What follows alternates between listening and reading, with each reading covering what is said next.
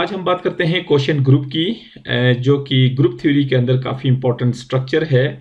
और ये structure important इसलिए भी है क्योंकि ये ग्रुप के मुकाबले में काफ़ी सिंपल होता है इसका स्ट्रक्चर, और लिमिटेड भी होता है, लेकिन ये ग्रुप को अप्रोक्सीमेट भी करा होता है। यानी इस स्ट्रक्चर की मदद से हम किसी भी ग्रुप के जो कैरेक्टरिस्टिक्स हैं उनको गेस कर सकते हैं, या हम आइडेंटिफाई कर सकते हैं कि उसके अंदर किस तरह की कैरेक्टरिस्टिक्स पाई जाती हैं। और चूंकि ये ग्रुप जो स्ट्रक्चरली काफ़ी सिंपल होता है और इसको स्टडी करना भी इजी है, तो बजाय इसके कि हम किसी ग्रुप को स्टडी करें, उसके इस सब स्ट्रक्चर को हम स्टडी कर सकते हैं आसानी से, और इसकी मदद से हम फिर गेस कर सकते हैं कि ग्रुप के अंदर किस तरह की फीचर्स या कैरेक्टरिस्टिक्स हो सकती हैं। तो सबसे पहले हम इसकी फॉर्मल डेफिनेशन देखते हैं, जो कि है let H be a normal subgroup of a group G and G over H is equal to AH such that A belongs to G be the set of all possible distinct cosets of H in G.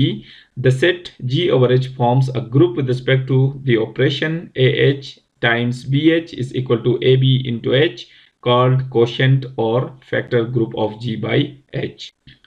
तो ये इसकी formal definition है, और इस definition के मुताबिक अगर हमारे पास G कोई ग्रुप हो और H उसका कोई नॉर्मल सब ग्रुप हो, तो फिर हम एक सेट बना सकते हैं जिसके अंदर H के जो कोसेट्स बनते हैं G के अंदर, उन तमाम कोसेट्स में से जो डिस्टिंक्ट कोसेट्स होंगे, क्योंकि हमने पहले बात की है कोसेट्स के सेक्शन में कि किसी भी ग्रुप के अंदर जितने एलिमेंट्स होंगे उतनी तादाद में उसके कोसेट्स बन सकते हैं, उतनी ही तादाद में हर कोसेट्स बनेंगे, यानी ग्रुप के हर एलिमेंट के लिए कोसेट बनता है।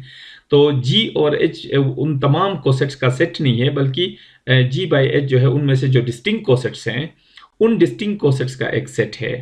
यानी G एक ग्रुप है, H उसका नॉर्मल सब ग्रुप है, तो G और H बेसिकली जो सब ग्रुप यानी नॉर्मल सब ग्रुप H के G के अंदर जितने डिस्टिंक्ट कोसेट्स बन सकते हैं उन तमाम डिस्टिंक्ट कोसेट्स का हमने एक सेट बनाया है, जिसको हमने G बाई H का नाम दिया है। अब ये जो सेट G बाई H है ये खुद भी एक ग्रुप का स्ट्रक्चर बनाता है, लेकिन किस ऑपरेशन के रिस्पेक्ट से? अब चूंकि G बाई H के अंदर जो एलिमेंट्स हैं वो जाहिर है वो H का मतलब ये तो कोसेट्स हैं, लेफ्ट कोसेट्स का सेट लिया हमने, लेकिन ये लेफ्ट कोसेट्स जो है वो डिस्टिंक्ट कोसेट्स हैं। तो लेकिन G बाई H के जो एलिमेंट्स हैं वो बेसिकली कोसेट्स हैं।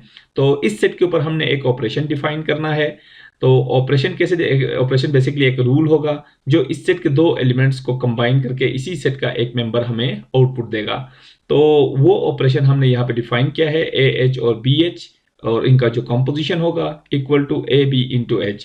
तो इसको हम ये कह सकते हैं कि दो कोसेट्स का जो कंपोजिशन है वो इक्वल होगा उनके जनरेटिंग एलिमेंट्स के कंपोजिशन से जनरेट होने वाला कोसेट। तो इस ऑपरेशन के रिस्पेक्ट से ये जो सेट हमारे पास है G बाई H ये खुद भी ग्रुप का स्ट्रक्चर बनाता है। यानी इसके अंदर क्लोजर, एसोसिएटिविटी, आइडेंटिटी और इनवर्स, ये चार एग्जाम्स जो हैं वो इस सेट के अंदर पाई जाती हैं इस ऑपरेशन के रिस्पेक्ट से। तो ये जो सेट है G बाई H जो इस ऑपरेशन के रिस्पेक्ट से ग्रुप का स्ट्रक्चर बनाता है, तो इस ग्रुप को हम क्वोशिएंट या फैक्टर ग्रुप कहते हैं। तो इन शॉर्ट अगर हम इस पूरी डेफिनेशन को बताना चाहें तो हम ये कह सकते हैं कि अगर हमारे पास कोई ग्रुप हो और उसका एक नॉर्मल सब ग्रुप हो, तो इस नॉर्मल सब ग्रुप के जितने भी डिस्टिंक्ट कोसेट्स बन सकते हैं G के अंदर, उन तमाम डिस्टिंक्ट कोसेट्स का हम एक सेट बनाएं, और उस कलेक्शन यानी कोसेट्स के कलेक्शन या जो सेट हमने बनाया है जिसको G ओवर H का नाम दिया है, उसके ऊपर हम एक ऑपरेशन डिफाइन करें AH into BH is equal to AB into H। इस तरह का अगर हम एक ऑपरेशन डिफाइन करें तो वो सेट इस ऑपरेशन के रिस्पेक्ट से ग्रुप का स्ट्रक्चर बनाता है, और यही ग्रुप जो है वो क्वोशिएंट या फैक्टर ग्रुप कहलाता है G का H के साथ। इस कॉन्सेप्ट को हम फर्दर एक्सप्लेन करने के लिए कुछ एग्जांपल्स लेते हैं। पहला एग्जांपल हमने यहाँ पे लिया है G एक ग्रुप जो कि सेट ऑफ इंटीजर्स, और ये एडिशन के रिस्पेक्ट से एक अबिलियन ग्रुप है, और उसका हमने जो सब ग्रुप लिया है वो है 4 टाइम्स Z, यानी 4 के इंटीग्रल मल्टीपल्स। और हम क्लियरली देख सकते हैं कि ये जो H है वो G का सब ग्रुप भी है और साथ साथ नॉर्मल सब ग्रुप है। नॉर्मल सब ग्रुप इस सेंस में है कि G चूंकि अबिलियन ग्रुप है, और जब ग्रुप अबिलियन हो तो उसका हर सब ग्रुप नॉर्मल सब ग्रुप होता है। तो H चूंकि इसका सब ग्रुप है तो ये हमेशा नॉर्मल सब ग्रुप होगा, क्योंकि जो z है सेट ऑफ इंटीजर्स जो है वो एडिशन के रिस्पेक्ट से अबेलियन ग्रुप है, तो उसका हर सब ग्रुप फिर नॉर्मल होगा। तो यहाँ पे h चूंकि g का सब ग्रुप है या z का सब ग्रुप है, इसलिए ये लाजमी तौर पे नॉर्मल सब ग्रुप होगा। अब हम देखते हैं कि इसके जो टोटल कोसेट्स वो कितने बनेंगे। अब जाहिर है सेट ऑफ इंटीजर्स यानी ग्रुप के अंदर जितने एलिमेंट्स होंगे उतने कोसेट्स बनेंगे। तो इंटीजर्स के अंदर तो इनफाइनाइट एलिमेंट्स हैं, तो इसके कोसेट्स भी इनफाइनाइट ही बनेंगे। लेकिन उनमें से जो डिस्टिंक्ट एलिमेंट्स होंगे, जो डिस्टिंक्ट कोसेट्स होंगे वो फाइनाइट होंगे। टोटल कोसेट्स इनफाइनाइट है, लेकिन जो डिस्टिंक्ट कोसेट्स हैं वो फाइनाइट होंगे। वो कैसे होंगे वो हम देख सकते हैं, क्योंकि z के हर एलिमेंट के लिए एक कोसेट बनेगा। तो सेट ऑफ z का मतलब है सेट ऑफ इंटीजर्स, और उसके अंदर 0 है, प्लस का 1 भी है, माइनस का 1 भी है, प्लस का 2, माइनस का 2, और ये सिलसिला जो है वो जारी है। तो हर एलिमेंट के लिए अब हम एक कोसेट बनाते हैं। सबसे पहले पॉजिटिव नंबर्स के लिए अगर हम कोसेट्स बनाएं, जैसे 0 के लिए हम कोसेट बनाएं तो वो हम लिख सकते हैं 0h या 0+h। चूंकि यहाँ पे एडिशन चूंकि मालूम है, ऑपरेशन चूंकि मालूम है हमें एडिशन का है, इसलिए हम 0h के बजाय 0+h लिखते हैं। और 0+h का मतलब है कि 0 जो है वो h के हर एलिमेंट के साथ ऐड होगा। तो h ये रहा हमारे पास, जो 4 के इंटीग्रल मल्टीपल्स हैं। तो 0 0 के साथ ऐड होगा तो 0 ही रहेगा, 0+4 के साथ ऐड होगा तो +4 होगा, -4 के साथ ऐड होगा तो -4 होगा। इसी तरह +8 या -8 के साथ ऐड होगा 0 तो फिर इसकी वैल्यू यही रहेगी। इसी तरह +-12 के साथ 0 ऐड होगा तो उसकी वैल्यू यही रहेगी। तो इसका मतलब ये हुआ कि 0+h का जो कोसेट है वो बेसिकली h का ही कोसेट बनेगा, यानी 4z ही बनेगा। तो ये हमने लिख दिया यहाँ पे। इसी तरह 1+h यानी 1 से जनरेट होने वाला कोसेट। तो 1+h का मतलब हमें पता है कि 1h के हर एलिमेंट के साथ ऐड होगा। तो सबसे पहले 1 0 के साथ ऐड होगा तो ये 1 हमने लिख दिया यहाँ पे।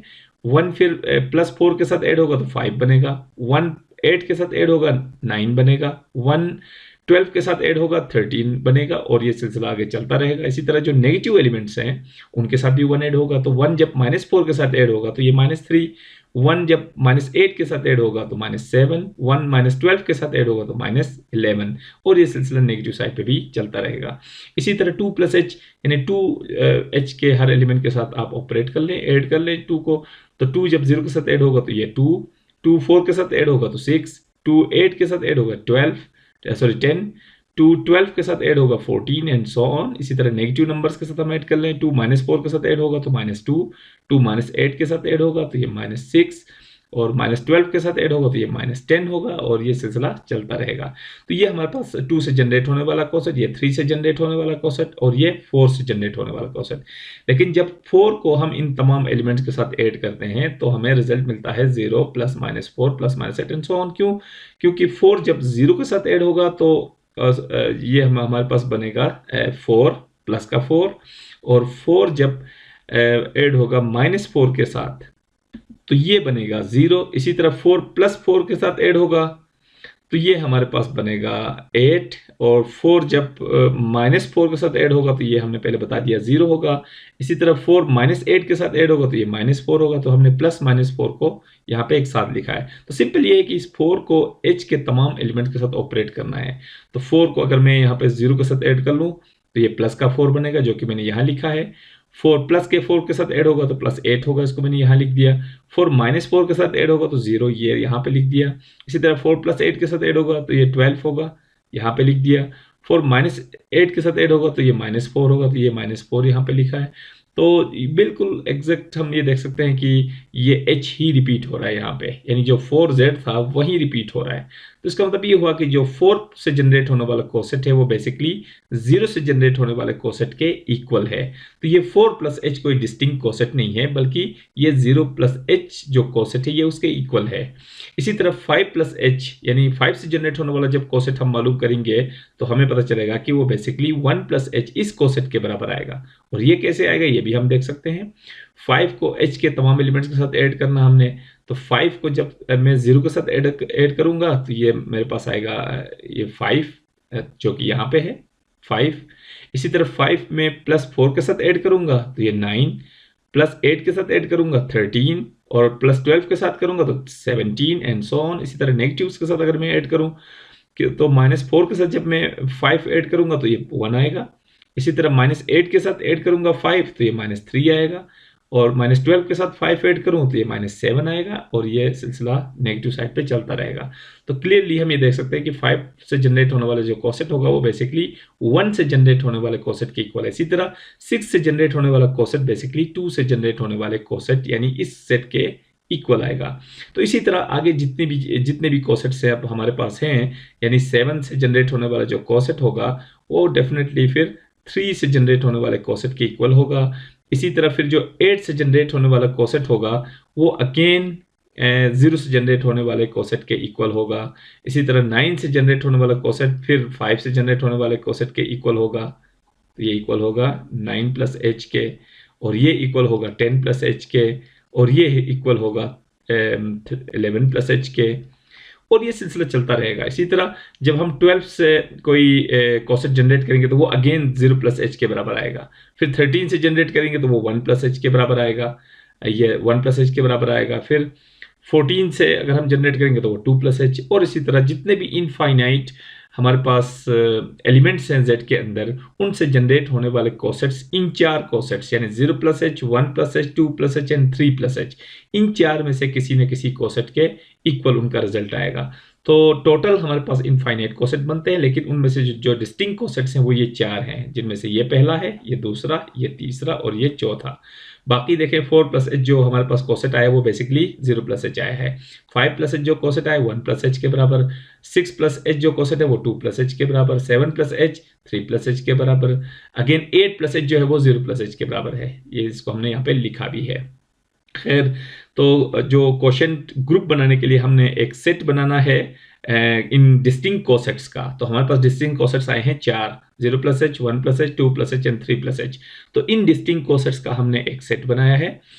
अब ये जो कोसेट्स का जो सेट हमने बनाया है इसके ऊपर हम एक ऑपरेशन डिफाइन कर रहे हैं जिसको हमने स्टार का नाम दिया है। और ये स्टार किस तरह का है कि इसके 2 एलिमेंट्स यानी 2 कोसेट्स आपस में स्टार के थ्रू ऑपरेट कैसे होंगे कि इनके जो जनरेटिंग एलिमेंट्स होंगे उनकी इसका जो रिजल्ट मिलेगा, क्योंकि ऑपरेशन का मतलब है एक रूल जो इस सेट में से 2 एलिमेंट्स को कंपोज करके इसी सेट का एक मेंबर हमें आउटपुट देगा। यानी इस सेट के 2 एलिमेंट्स का मतलब 2 कोसेट्स को कंबाइन करके एक कोसेट हमें जो है वो आउटपुट के तौर पे देगा। ऐसा रूल हमने डिफाइन करना है। तो वो रूल हमने यूं डिफाइन किया है कि इनमें से कोई से भी 2 कोसेट्स हम लेंगे तो उनका जो कंपोजिशन होगा वो उनके जनरेटिंग एलिमेंट से जनरेट होने वाला कोसेट होगा। तो ये रूल हमने डिफाइन किया है। तो अब मजे की बात ये है कि इस ऑपरेशन के रिस्पेक्ट से ये जो सेट है ये भी ग्रुप का स्ट्रक्चर बनाता है। यानी इसके अंदर सबसे पहले क्लोजर प्रॉपर्टी है। क्लोजर प्रॉपर्टी हम इस ऑपरेशन के तहत देखना चाहें तो ये देख सकते हैं कि इसके कोई से 2 एलिमेंट्स को हम कंपोज करें इस ऑपरेशन के रिस्पेक्ट से तो रिजल्ट दोबारा इसी में से ही आएगा। इसको चेक भी कर सकते हैं, जैसे कि एक एलिमेंट में उठा रहा हूं यहाँ पे 2 प्लस एच, एक एलिमेंट उठा रहा हूं मैं 3 प्लस एच। इन दोनों को हम कंबाइन करते हैं 2 plus H star 3 plus H. तो अब जो ऑपरेशन हमने डिफाइन किया है इस ऑपरेशन के तहत, इस रूल के तहत, तो इसका रिजल्ट हमें क्या मिलेगा? जनरेटिंग एलिमेंट के सम से जनरेट होने वाला कोसेट। तो जनरेटिंग एलिमेंट यहाँ पे 2 है, यहाँ पे 3 है, इन दोनों का सम होगा 2 प्लस 3 और इससे जनरेट होने वाला कोसेट। तो ये बराबर होगा 2 प्लस 3 हमारे पास है 5 प्लस एच, और हमें पता है कि 5 plus H basically 1 plus H के इक्वल है। तो मैं इसको लिख सकता हूँ 1 प्लस एच। तो ये देखें क्लोजर प्रॉपर्टी यहाँ से प्रूफ हो गई कि हमने इस सेट से 2 एलिमेंट्स चूज किए थे और उनका जो कॉम्पोजिशन आ रहा है वो बेसिकली 1 प्लस एच आ रहा है जो कि इसी सेट का ही मेंबर है। इसी तरह हम बाकी भी 2 एलिमेंट्स हम इसमें से चूज करें रेंडमली, तब भी हमारे पास जो उनके कॉम्पोजिशन का रिजल्ट आएगा वो अगेन इसी सेट में से आएगा। तो इसका मतलब ये हुआ कि ये सेट जो है इस ऑपरेशन के रिस्पेक्ट से क्लोजर प्रॉपर्टी रखता है। इसी तरह एसोसिएटिविटी को भी हम टेस्ट कर सकते हैं, और उसके तहत इसके 3 एलिमेंट्स अगर हम चूज करें, फर्स्ट 2 के कंपोजिशन का लास्ट के साथ कंपोजिशन और लास्ट 2 के कंपोजिशन का फर्स्ट के साथ कंपोजिशन हमेशा सेम होता है। तो इस तरह ये एसोसिएटिविटी भी इसके अंदर हो जाती है, होल्ड कर जाती है। इसी तरह आइडेंटिटी अगर हम बात करें तो आइडेंटिटी, ये जो पहला एलिमेंट है इसका, ये आइडेंटिटी का रोल प्ले कर रहा है, क्योंकि ये वो एलिमेंट है जो इसी सेट के किसी भी एलिमेंट के साथ ऑपरेट होगा तो वो उसकी वैल्यू को इफेक्ट नहीं करता। फॉर एग्जाम्पल 0 प्लस एच अगर 2 प्लस एच के साथ ऑपरेट हो, 0 प्लस एच अगर ऑपरेट होगा स्टार के तहत 2 प्लस एच के साथ, तो इसका रिजल्ट 2 प्लस एच ही आएगा, क्योंकि रूल हमने ये डिफाइन किया है a plus H star b plus H, तो ये रिजल्ट होगा a plus B plus H. तो ये होगा 0 प्लस 2 जनरेटिंग एलिमेंट्स का सम और उससे जनरेट होने वाला कोसेट। तो ये 0 प्लस 2 होगा 2 प्लस एच। ये देखें, तो ये पहला एलिमेंट जब इस थर्ड एलिमेंट के साथ ऑपरेट हुआ तो उसके थर्ड एलिमेंट की वैल्यू में कोई तब्दीली नहीं आई। तो इसका मतलब ये हुआ कि ये जो फर्स्ट एलिमेंट है वो आइडेंटिटी का रोल प्ले कर रहा है। इसी तरह इन्वर्सेस भी हम देख सकते हैं कि इन्वर्सेस का मतलब ये होता है कि हर दो एलिमेंट्स जिनका कंपोजिशन आइडेंटिटी हो वो एक दूसरे के इन्वर्सेस कहलाते हैं। तो इस हिसाब से इस सेट के अंदर जो 4 एलिमेंट्स है उनमें से हर एलिमेंट का इन्वर्स भी इसी सेट के अंदर मौजूद है। और वो कौन सा है? 0 प्लस एच का इन्वर्स 0 प्लस एच ही है, क्योंकि इन दोनों का सम आइडेंटिटी आ रहा है। आइडेंटिटी यहाँ पे चूंकि हमने पहले बात की है कि फर्स्ट एलिमेंट आइडेंटिटी है, ये वो एलिमेंट है जो आइडेंटिटी है। इसी तरह 1 प्लस एच का जो इन्वर्स एलिमेंट है वो है 3 प्लस एच। ये एक दूसरे के इन्वर्सेस हैं, वो इसलिए कि इन दोनों का कंपोजिशन आइडेंटिटी आ रहा है। यानी 1 प्लस एच और 3 प्लस एच को हम कंपोज कर सकते हैं। तो ये 1 plus H star 3 plus H, तो इस रूल के तहत तो ये होगा 1 प्लस 3 प्लस एच, तो ये होगा हमारे पास। और 1 प्लस 3 हमारे पास बनता है 4 प्लस एच। और हमने यहाँ पे बात की है कि 4 plus H basically 0 plus H के बराबर है। तो हमने ये देखा कि 1 प्लस एच और 3 प्लस एच का जो कंपोजिशन है वो आइडेंटिटी आ रहा है, यानी इस सेट का आइडेंटिटी एलिमेंट आ रहा है। तो जिन दो एलिमेंट्स का कंपोजिशन आइडेंटिटी हो वो एक दूसरे के इन्वर्सेस हैं। तो इसका मतलब ये हुआ कि इसका इन्वर्स जो है वो 3 प्लस एच है और 3 प्लस एच का इन्वर्स 1 प्लस एच है। तो रहा 2 प्लस एच, तो 2 प्लस एच का इन्वर्स खुद 2 प्लस एच ही है। तो यहां से ये साबित हुआ कि सेट के अंदर हर एलिमेंट का इन्वर्स भी इसी सेट के अंदर मौजूद है। और फिर ये तय हुआ कि ये सेट इस ऑपरेशन के रिस्पेक्ट से ग्रुप का एक स्ट्रक्चर बनाता है, और यही ग्रुप जो है वो कोशेंट या फैक्टर ग्रुप कहलाता है।